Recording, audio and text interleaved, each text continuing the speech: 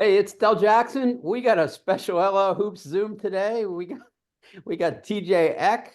We got Andy Herr.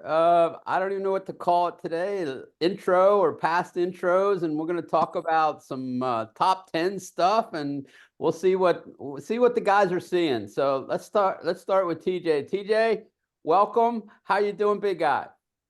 Doing good, having a lot of fun getting out there and covering games and seeing a lot of different teams around the Lancaster Lebanon League. It's been quite a few years since I've been here locally. So it's been cool to get reacquainted with a league that, I was a member of as a player and watched as a kid growing up. So it's been really cool to get back out to these schools and see these teams that I haven't seen in quite some time.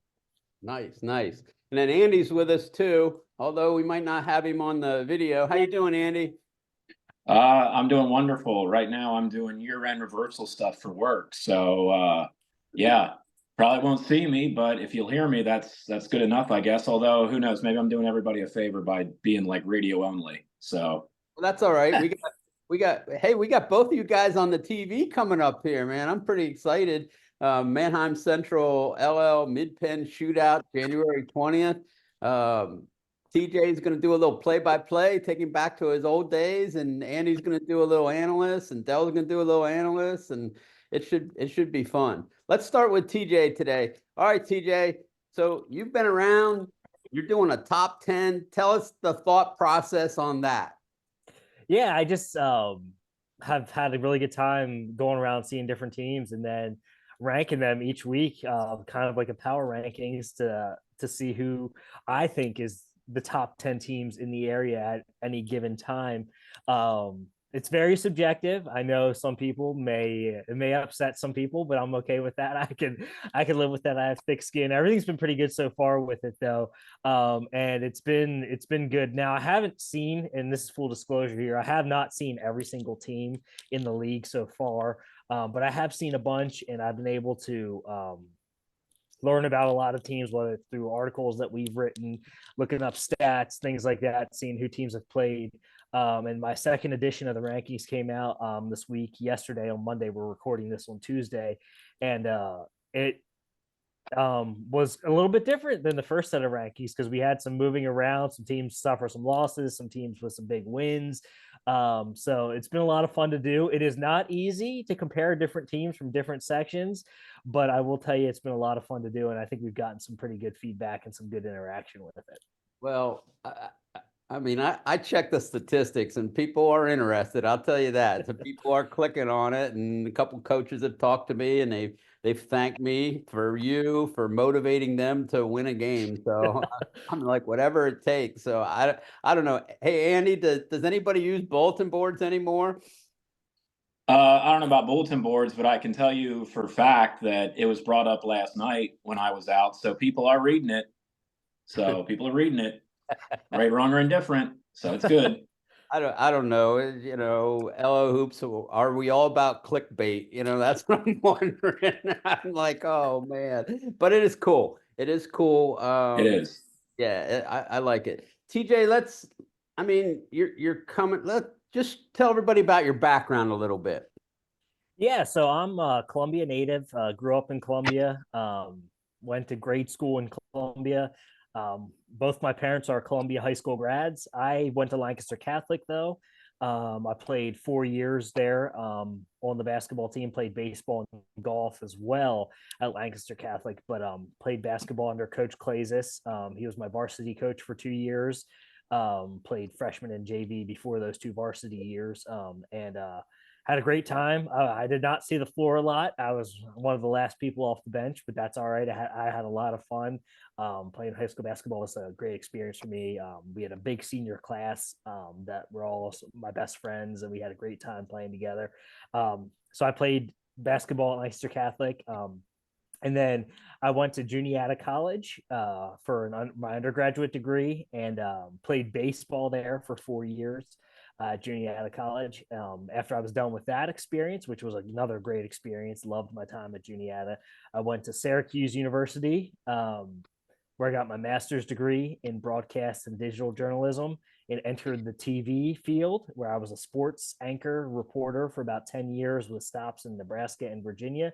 My TV time came to an end earlier, or I guess last year at this point now in 2023, and I moved back home to Columbia, and I've been living here in Columbia for a little while now, and it's been cool to join the LL Hoops team and get out there and cover a lot of teams. It's a league that I've followed for a really long time. I remember going to cover, or not cover, excuse me, going to watch games when I was a young child, when my brother was in high school. Games up at the old Hershey Arena with the wooden seats. I remember those games very much so, and watching guys like Mark Lineball and Jerry Johnson and Ryan Butt. I remember watching all those guys play back in the day. They were around my brother's age. So that's where my love of the league started, and then it's just kind of grown throughout the years. Nice. I talked to Andy a little bit, and I know we all have different styles as far as our writing and our viewpoints, and it's pretty cool to have three different ways of looking at a game. A lot of times I look at it from a coach's perspective, and that's interesting.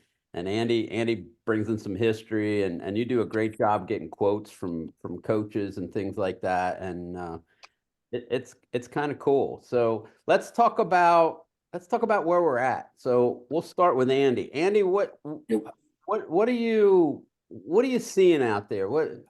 Who's playing really well? What teams have you seen? I know you've seen a lot of teams, but maybe we can do some name drop here. Maybe just talk about what you're seeing out there. Yeah, you're right. I have seen pretty much everybody. I got one more to go on my yearly chase. So I think I'm going to get that this weekend, knock on wood. So yeah, out in the prowl, seeing everything. I tell you what, I saw Hempfield for the first time on Friday, and I know it's easy to look good in a critical game that was going to decide a lot of things against Penn Manor. But obviously we know who the lead dog is. We know it's Ben Troyer. That goes without saying. I mean, just look at his points per game averages. It sticks out like a sore thumb. But I really like what their supporting cast was able to do against Penn Manor, specifically when I saw them. I thought Spencer Troyer had a really, really nice game. And it's funny, I was talking to Coach Walk afterwards, and I was like, do you think it's a bit of a misnomer for sort of the general public to feel that, well, all we have to do is shut down Ben Troyer and then we'll be safe? And he's like, yeah, I think tonight you kind of saw that we have far more than just, one key cog in the wheel. We're really a sum of all parts. So, I mean, that's a big win for Hempfield moving forward, because you try and do some mathematics of, it's like, well, where possibly will they stumble? It could be tonight. I think they play McCaskey. That's sort of a dangerous type game. But I think by and large, what excites me, and I sort of saw them again last night, is your quote unquote lower sections. Like section 3 and section 4, just based on the numbers of 3 and 4, are really, really competitive. I sort of made a joke, and it's sort of, in fairness, it is starting to crystallize a little bit here with LS and Octorara, and they're playing in a few hours as we tape. Those look like the 1 and 2 teams, but I think you might need some sort of a historical study to figure out what the heck is going on in this division this year. It's just so wonky and all over the place, and anybody can really beat anybody. We've seen that already so far. Section 4, I think, is in good hands too. You basically saw I don't want to call them the other guys, because everyone thinks it's going to be Columbia Mennonite, and up until this point that'd be hard to argue, but Country Day is a scary team. Anvil's a scary team. I mean, Anvil has the 3rd leading scorer in the conference, and I don't think a lot of people know that. Mm-hmm. And last night he ripped off the first 10 points for him. So, yeah, it's an incredibly deep conference this year. We don't have a marquee lead dog, like sort of like in Berks last year, how it was Reading, and everyone's kind of fighting for second. And that's sort of how do you want to skin the cat? Do you consider that a good conference, how it's so equal, or do you prefer a far and away upper class, a really deep middle class, and then obviously you need a lower class to sort of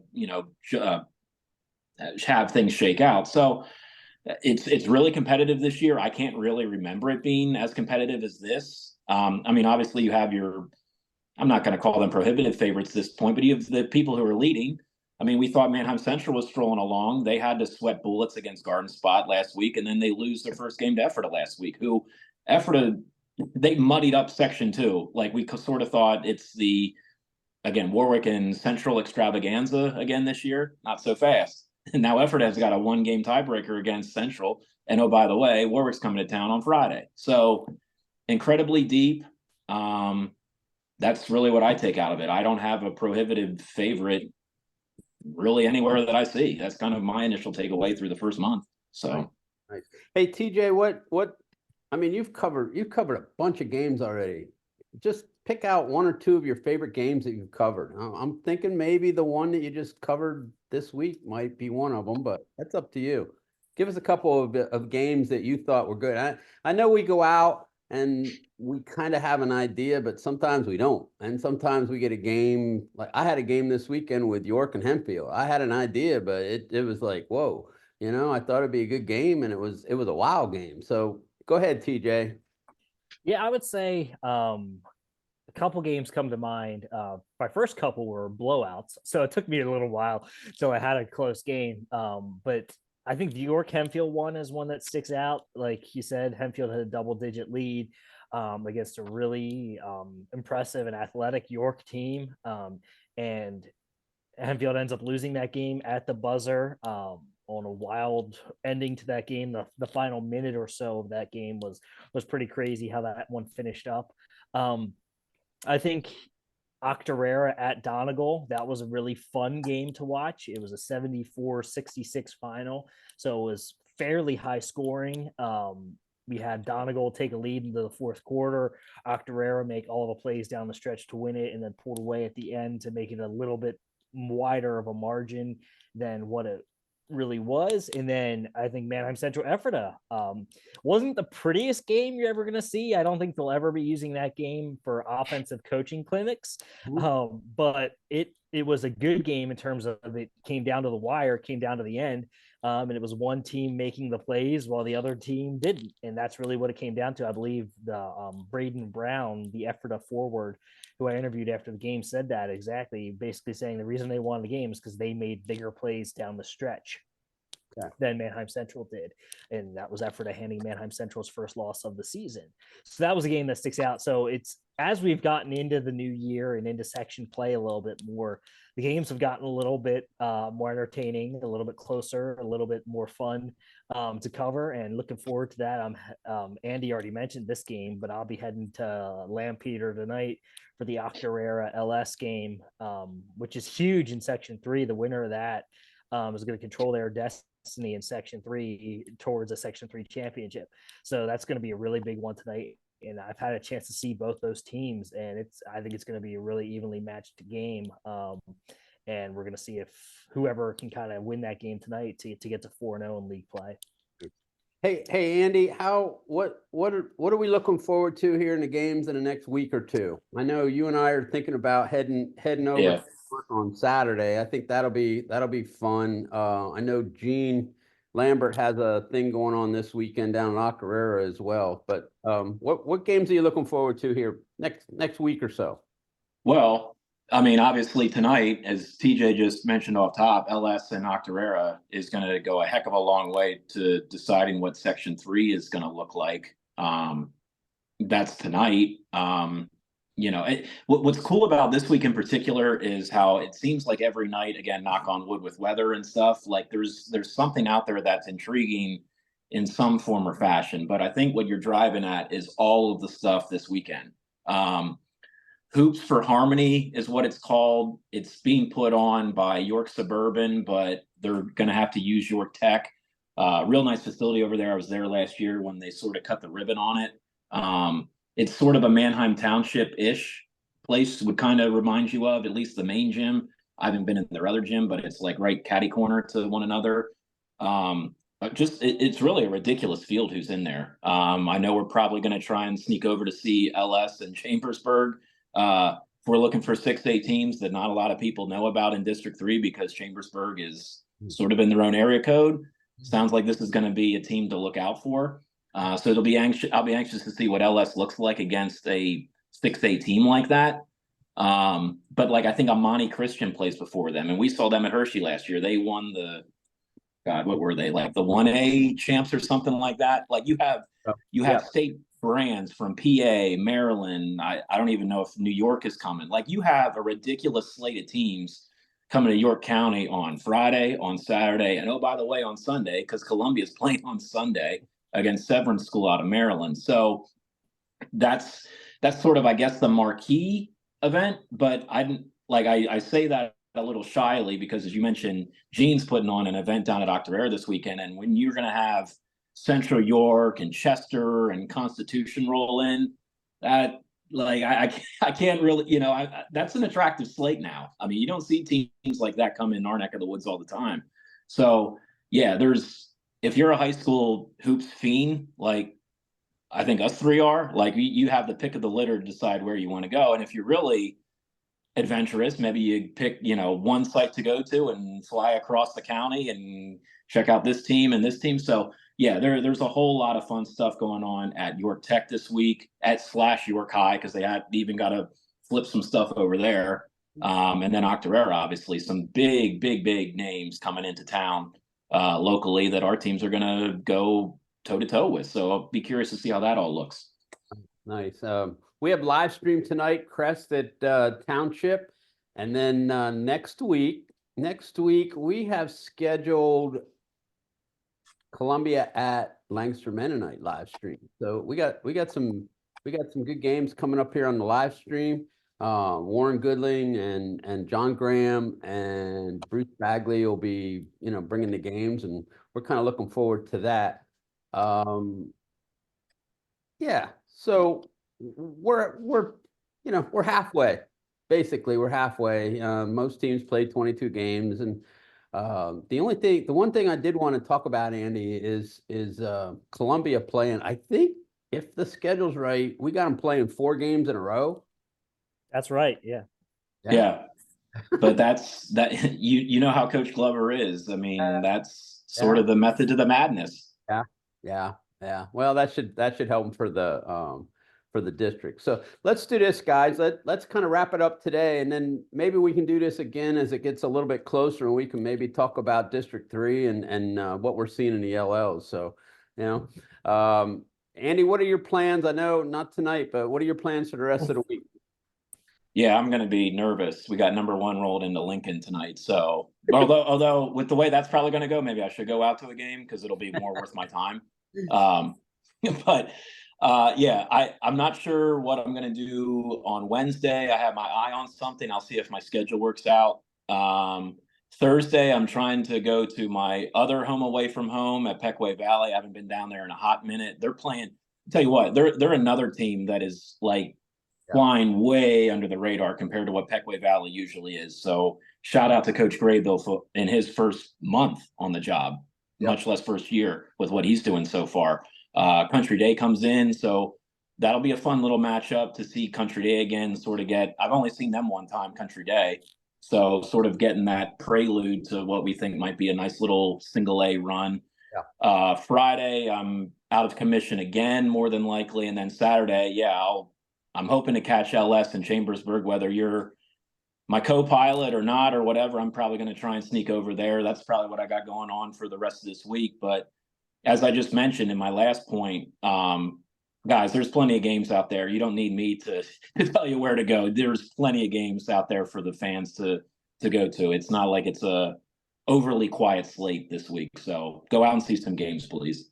Nice. TJ, what do you got planned, or it's too early to tell?